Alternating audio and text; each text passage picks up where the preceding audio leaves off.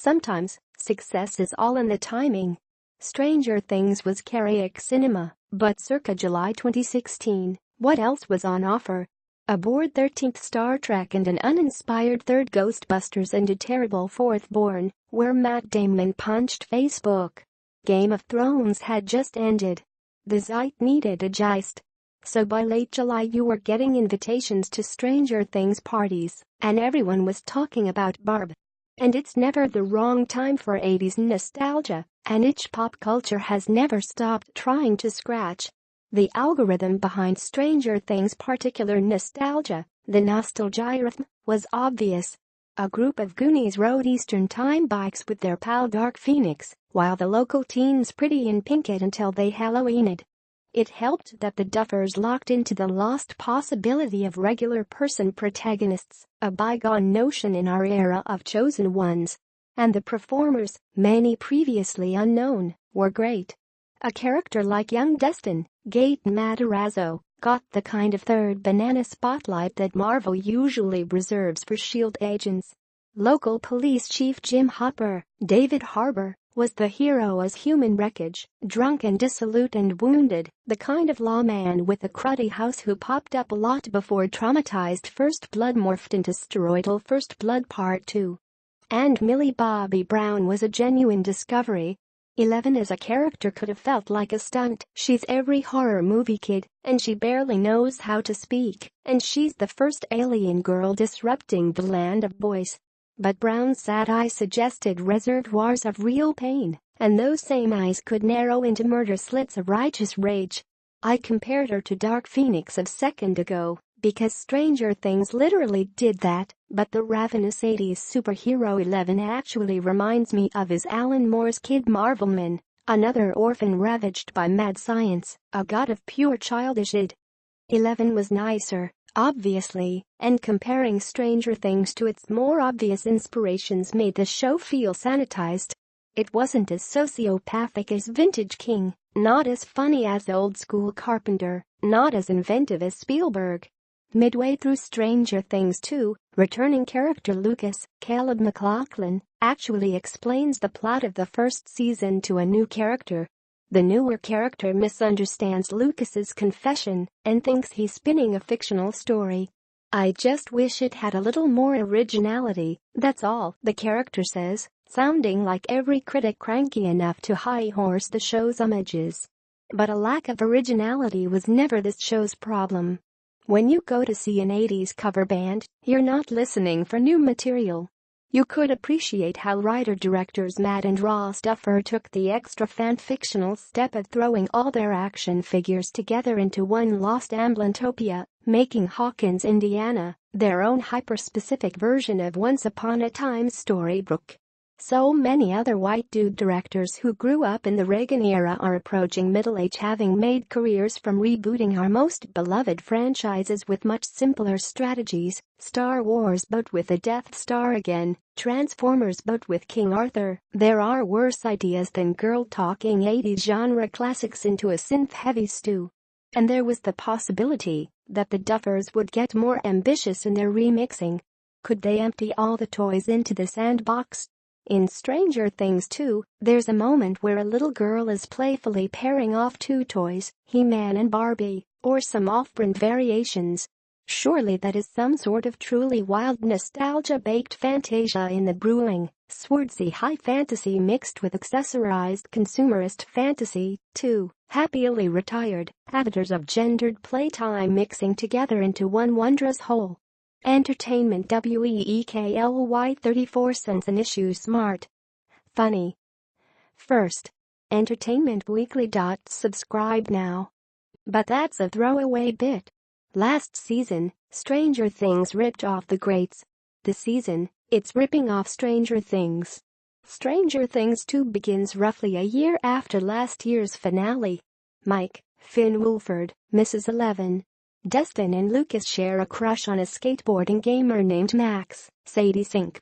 Will, Noah Schnapp, is haunted by visions of the Upside Down, the alternate dimension that looks exactly like Helen Constantine. Mike's sister Nancy, Natalie Dyer loves reformed bad boy Steve Harrington, Joe Keery, but exchanges lingering glances with Will's brother Jonathan, Charlie Heaton. Joyce, Winona Ryder, has a new boyfriend, Sean Astin, but she's mostly just really worried about Will. Harbour is investigating curious disturbances around town. And 11 is somewhere. So there, I just described the initial setup and the first half of this pointlessly overlong, quarter-baked season of television. Yes, after an unexpected opening scene that looks like a worse version of a Gifted, Stranger Things 2 settles in for 5 straight hours of pure unfiltered Netflix bloat. Tantalizing possibilities are hinted at, then hinted at again a full episode later. The cast remains full of delightful performers, but they sprawl in different directions, many of them boring. Nancy feels sad about Barb, a storyline that feels like a sop to Barb fandom people. She was barely in this show, which has the doubly ruinous effect of sending Nancy circling back through plot left over from the first season. And that's the effect of a lot of the season, actually. Joyce is freaked out by the possibility that Will hasn't recovered from his time in the Upside Down, a subplot that gives you flashbacks to the last 50 times Winona Ryder looked really worried. Will's in a bad place, which you already knew from last season's cliffhanger. Full credit to Schnapp, a phantom presence last year, for delivering a sensitively freaked out performance. He's smaller than the other performers and seems constantly likely to break into dust from sheer fright. But whereas Will's disappearance was an immediately inciting incident last year, this time Will's gradual upward descent slow burns for a long time. Will has a scary vision. Whoops, I just spoiled the first few cliffhangers. Will has to be saved, but didn't you see this one already?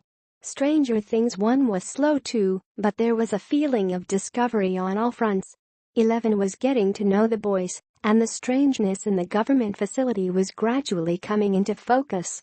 There are some fun character beats in this new season, but they exist separate from the plot, as if the writers plotted 2-episode arcs for all the characters and then split them across 9 episodes of all too familiar supernatural stuff. In place of Matthew Modine, Stranger Things 2 gives us Paul Reiser as a new mysterious doctor. And there's a new shadow monster, very large, with more tentacles. Other weirdlies linger about. The creature effects were a low point in the original Stranger Things, but this was also true in freaking Jaws, and the show wisely held the Demogorgon back in evocative shadows. This season, there are more creatures, a horde of undifferentiated things climbing cavern walls and haunting Carters, always threatening to kill only the characters you barely care about. So, one thinks of John McClane in Die Hard 2, Die Harder, a film we must now tragically refer to as merely the third worst Die Hard. How can the same S happen to the same guy twice, pondered our man John. New S lingers on the margins. While everyone else on Stranger Things feels locked on rails, 11, minor spoilers for pointless plot, is busy doing almost nothing. She spends the first half of the season in a remote cabin, the kind of subplot heroes had to give Hero, so he wouldn't just date us. That failing phenomenon's busted machina. If Stranger Things aired weekly, the decision to silo 11 would be an all-time calamity. A month, plus wait for something to happen. In binge mode it's just a bore, which only gets worse when 11 sets off on a mission to uncover her secret origin. This quest does involve the only real notable bit of experimentation in Stranger Things 2. There is a breakaway episode, with a different setting, a different supporting cast, and a lot of graffiti inspired by Grant Morrison's The Invisibles. I'm a desperate fanboy of breakaway episodes. My favorite scene from Sopranos is Tony yelling at Red Rock Canyon, but even this bold departure doesn't add much. It feels like the Duffers want to world build toward a larger narrative and start to encapsulate some notion of 80s culture beyond nerd-friendly genre.